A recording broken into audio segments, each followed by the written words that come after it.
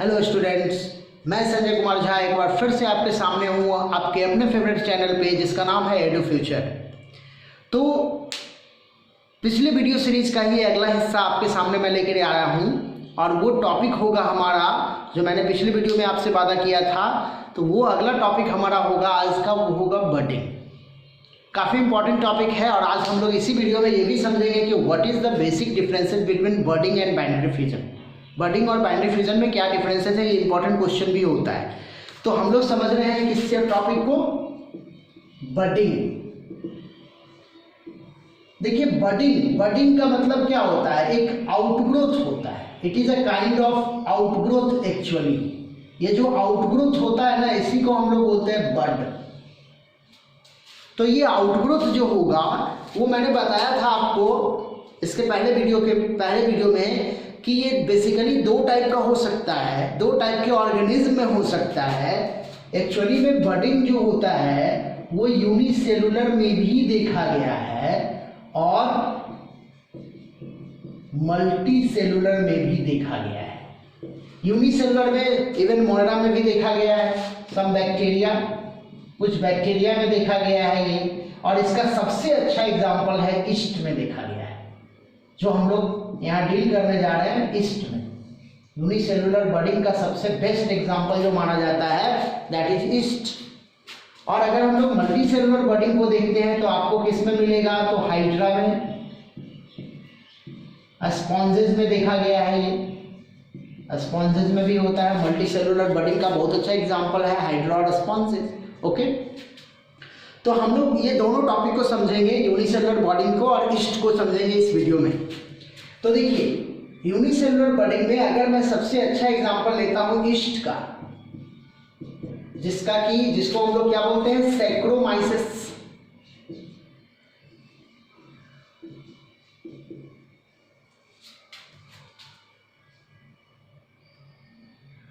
है ना, सैक्रोमाइसिस बोलते हैं ईस्ट को। तो ईस्ट को अगर हम देखें तो देखिए कुछ इस टाइप का स्ट्रक्चर होता है ईस्ट का, है ना, जिसमें ये न्यूक्लियस हो गया उसका, वैक्यूल वगैरह भी डेवलप रहता है उसके अंदर। तो इसको हम लोग क्या बोलेंगे, इट इज मदर सेल। ये क्या है, ईस्ट का मदर सेल है। अच्छा, एक और बात, जो बडिंग होता है, बडिंग जो प्रोसेस होता है ना, ये भी क्या है, फेवरेबल कंडीशन रिक्वायर्ड करता है। फेवरेबल कंडीशन, बिना फेवरेबल कंडीशन का ये प्रोसेस नहीं होगा। तो अगर आप ईस्ट को ग्रोथ करना चाहते हैं then there should be atmosphere of sugar around the yeast. Yeast के चारों तरफ क्या होना चाहिए, सुक्रोज का इन्वायरमेंट होना चाहिए, तभी वो प्रॉपर वे में डेवलप करेगा। तो मदर सेल है, ये मदर सेल के अंदर क्या होगा, there is an outgrowth take place. Mother cell में क्या मिलेगा आपको, एक इस तरह से, कहीं से भी एक आउटग्रोथ इस तरह से निकल सकता है ना। दिस वन इज प्रिमिटिव बड। इसको हम लोग क्या बोलेंगे, इसको हम लोग बोलेंगे प्रिमिटिव बड है ये। और ये इसका न्यूक्लियस मटेरियल है, ये न्यूक्लियस है, प्लस जितने भी सेल ऑर्गेनेल्स वगैरह होते हैं वो होते हैं। तो ये प्रिमिटिव बड जो होता है मदर सेल के अंदर डेवलप करता है। अब ये प्रिमिटिव बड जो देख रहे हो, जो कि इनिशियली अटैच है किससे, पेरेंट सेल से, तो उसके साथ अटैचमेंट होता है। अब according to time period this bud give growth. इस बड में क्या होगा, ग्रोथ होगा, इस तरह से ग्रोथ हो जाएगा बड के अंदर। टाइम पीरियड के हिसाब से बड में इस तरह से ग्रोथ होगा, ठीक ना। जब बड ग्रोथ कर जाएगा, ये क्या हो गया, ग्रोइंग बड है, ठीक।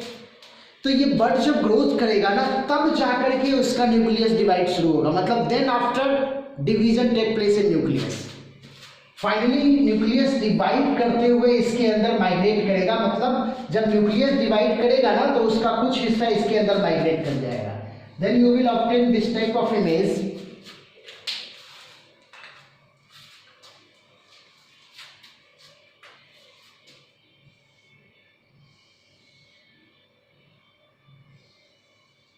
देखिए बड ग्रोथ कर चुका है और ये इसका न्यूक्लियस है and some of the nuclear material get migrated at this zone. तो ये क्या हो गया, बड विथ न्यूक्लियस, और ये क्या हो गया, मदर सेल विथ, ये मदर सेल विथ न्यूक्लियस है और ये बर्ड विथ न्यूक्लियस। इंपॉर्टेंट बात ये है कि अगर हम लोग ईस्ट को देखें तो ईस्ट में ये प्रोसेस जो होता है ना, बर्डिंग का जो प्रोसेस होता है वो रेगुलर चलता रहता है, मतलब कि इसमें कंटिन्यूअस बर्ड डेवलप करते रहते हैं। इस तरह से सबके अंदर आपको क्या मिलेगा, न्यूक्लियस, न्यूक्लियर मटेरियल मिलेगा, कुछ इस टाइप से बर्डिंग चलता रहता है। ये बर्ड जो हो सकता है वो सेपरेट हो भी सकता है मदर सेल से, नहीं भी हो सकता है ना। दिस बर्ड जो बर्ड कंटिन्यूअस डेवलप कर रहा है ये मदर सेल से सेपरेट भी हो सकता है, नहीं भी हो सकता है। Now this complex structure of the yeast along with number of bud, mother cell के साथ बहुत सारे बर्ड जो आप देख रहे हो, ये पूरे स्ट्रक्चर को हम लोग, चूंकि ईस्ट क्या है, फंगाई से बिलोंग कर रहा है, तो इसके लिए हम लोग एक टर्म देते हैं, दिस इज कॉल्ड एज स्यूडोमाइसेलियम। इस स्ट्रक्चर को हम लोग क्या बोलते हैं, स्यूडोमाइसेलियम, है ना। चूंकि माइसेलियम टर्म यूज किया जाता है ईस्ट के बॉडी स्ट्रक्चर के लिए, उसके फिलामेंटस बॉडी स्ट्रक्चर के लिए, तो ये कुछ हद तक फिलामेंटस बॉडी स्ट्रक्चर को मेंटेन कर रहा है, that's why it is called as pseudomycelium, है ना। तो ये हमारा हमने देखा क्या, ईस्ट में बर्डिंग, जिसको हम लोग बोल रहे हैं यूनिसेलुलर बर्डिंग। अब हम लोग बात करने जा रहे हैं मल्टी सेलुलर बर्डिंग का। तो मल्टी सेलुलर बर्डिंग का सबसे अच्छा एग्जाम्पल हम लोग समझेंगे किसमें, तो हाइड्रा के अंदर समझेंगे। देखिए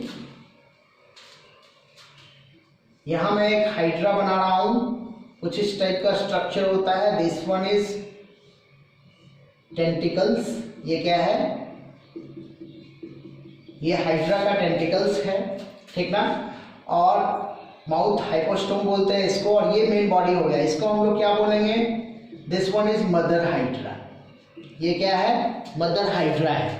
तो मदर हाइड्रा का जो बेस वाला हिस्सा होता है ना, प्राय वहीं से एक आउटग्रोथ इस तरह से निकलता है। मदर हाइड्रा जो आप देख रहे हो, उसके बेस के जोन से आप देखिएगा आउटग्रोथ निकलेगा। तो ये क्या है, आउटग्रोथ है, जिसको हम लोग बोलते हैं इनिशियल बड। ये इनिशियल बड निकला, फाइनली ये बड धीरे धीरे ग्रोथ करेगा, according to time period there is a growth take place in the bud. Bud के अंदर आपको ग्रोथ मिलेगा, ये बड देखिए इस तरह से ग्रोथ कर जाएगा,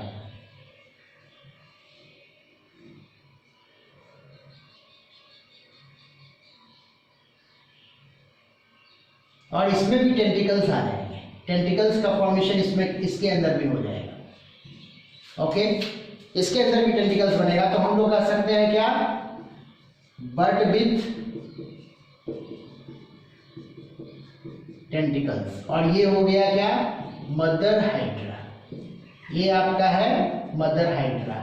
फाइनली क्या हो जाएगा, ईस्ट के जैसा इस हाइड्रा, जो मदर हाइड्रा के अंदर जो बर्ड का फॉर्मेशन हुआ है, ईस्ट के जैसा इसमें अटैच नहीं रहता है, ये सेपरेट आउट कर जाता है।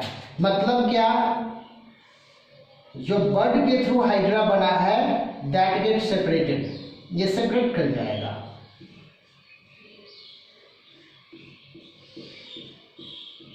तो हम लोग कह सकते हैं क्या, ये हो गया न्यू हाइड्रा, या न्यू मदर हाइड्रा भी बोल सकते हैं हम लोग इसको, सॉरी डॉटर हाइड्रा,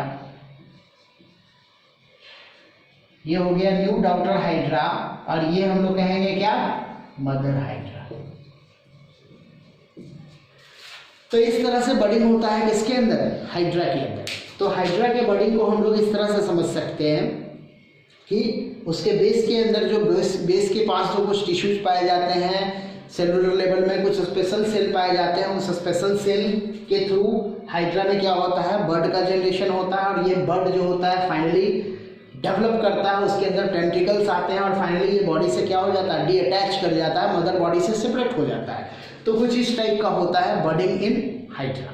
ओके, तो आई थिंक ये भी टॉपिक आपका क्लियर हो गया होगा कि बर्डिंग ईस्ट के अंदर कैसे हो रहा था और बर्डिंग हाइड्रा के अंदर कैसे हो रहा था। थोड़ा एक और बात हम लोग समझ रहे हैं कि बर्डिंग और बाइनरी फिजन में क्या बेसिक डिफरेंसेस था। देखिए, बाइनरी फिजन को अगर हम लोग देखते हैं, अगर हम लोग दोनों के बीच में कुछ बेसिक डिफरेंसेस को देखें तो हमको क्या समझ में आता है सो समझिए। देखिए बाइनरी फिजन जो था इसमें सबसे पहले क्या होता था, कैरियोकाइनेसिस। बडिंग में सबसे पहले क्या होगा, साइटोकाइनेसिस, सबसे पहले सेलुलर आउटग्रोथ निकलता है, जबकि इसमें क्या होता है, कैरियोकाइनेसिस होता है। तो हम कह सकते हैं कि कैरियोकाइनेसिस